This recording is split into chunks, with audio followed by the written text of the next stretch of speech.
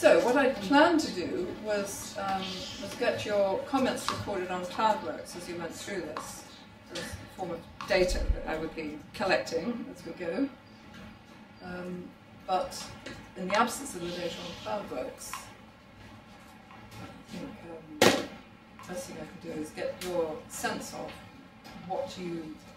whether you feel that this has anything that could be useful as a teaching, as an exercising tool for students as we work on the MOOC, and for thinking about how we get that collaborative community of practice going amongst the students. So I think we're just going to some comments. But I mean, my initial sort of intuitive reaction is, first of all, this should be useful for us, but to support our design process following up from today, because we have the examples of the MOOCs that people have noted, and we have the survey. We have, I think, through the discussions today, highlighted some challenges and some types of activities that we'd like to see in the MOOC. I think the sketching activity that Rock ran just previously, so that really helped people externalize their ideas about the kinds of activities they want to see in the MOOC. Yeah. So the next phase would be then to go slightly more formal by using the pattern collector to say, so for instance, your table had this activity where people are given a task, they produce an artifact, they share these artifacts, and then select and discuss or something like that, right? So I can see that immediately, directly translated into something like this, right? And if we can use it, then well, all the activities we've done today, we could capture.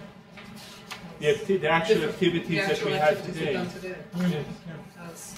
Well, that's an interesting. So yes, so it's a shame that Katerina's left, but yes, capture the ecology of resources techniques with this representation.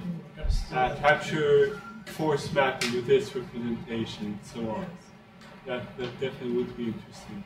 Capture the feature cards activity.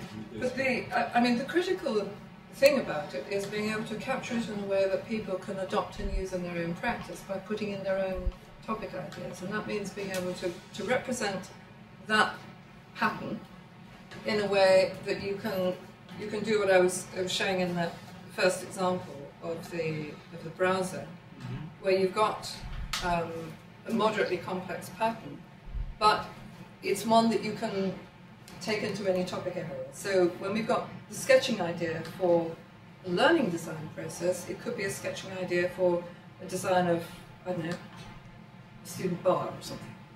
Something really quite different, but the process is very similar. Yeah. So you're capturing the pedagogy in a form that can move around. So we, amongst our students, will have a whole variety of different kinds of discipline areas conceivably represented. So we could do that. Now, I didn't go through the abstraction process because that's a bit complicated, and I thought I was going to have trouble fitting all this into 40 minutes. As it happens, but that might help us make our patterns for the way that we run the MOOC available to our students for them to repurpose for their own areas.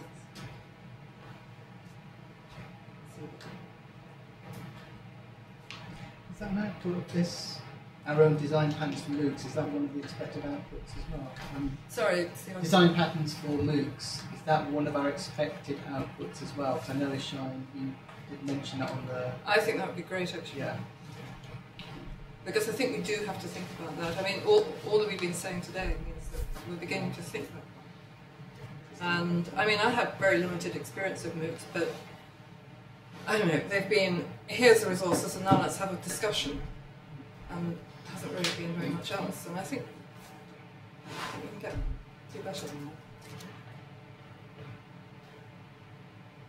Thinking about, I mean, the number of, if you take all these descriptors on the boards here, there are some quite ambitious ideas for what we should be able to do in terms of guided learning pathways and scaffolded support and peer support. I mean, we're working on peer support just now, for example.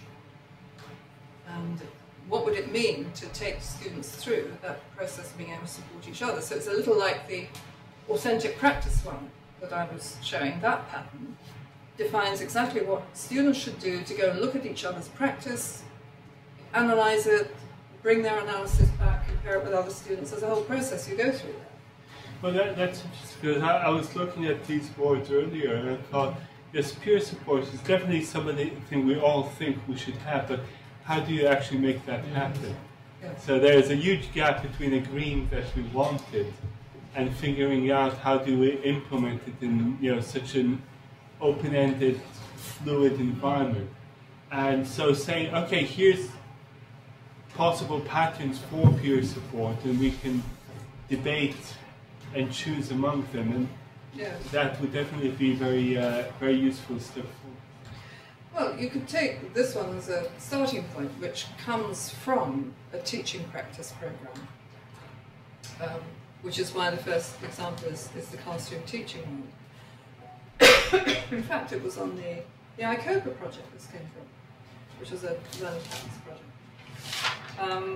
And I think it can be improved on quite a bit. I think it could also be, I mean, this is students going to classrooms, it's vets going to farms, it's dentists and dental surgeries, but it could be our participants in their classrooms.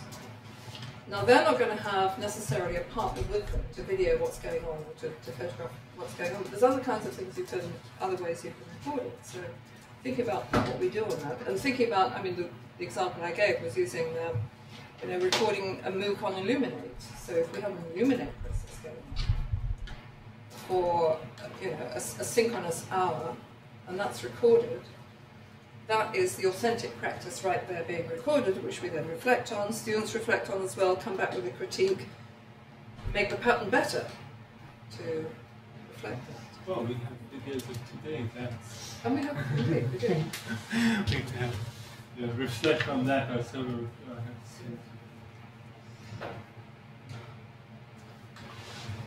Okay. So I'm just thinking that we should probably move on. I think the original schedule was to have a coffee break and then have the two last activities. I wonder if we should move on to storyboarding, then have a coffee break, and then have the concluding discussion. Because this is shorter than the previous one. Just ask one question. So, Dan, are you imagining students using this tool as well? Yes. Yeah. Do you think it could cope with 5,000 logins? Well, given that it couldn't cope with It's just a thought, because I like it. I like the idea of students using it as well. I mean, I can see it shows point that add value to us as well, but I like it's just the scalability. Well, it's something that people have never come to this kind of thing before. I mean, we've tried it with teachers and FE teachers and HE teachers, and they switch into it remarkably quickly. I mean, very often, initially, this looks complicated, but it's actually quite easy to use. And being online means it's a lot easier than the other tool we have, which is downloadable. I'll get to at some point, but it's the sort of thing you can even, if we'd been able to log in here, we could have run sort of concurrent discussion with trying things out and so on. But I think that login process is really going to be tricky, so we've got to look at how we deal with that. Hopefully they won't be... That blocked port. I don't know if we'll have 5,000 students, but hopefully they won't be all accessing it at the same time. The question is, again, and that's...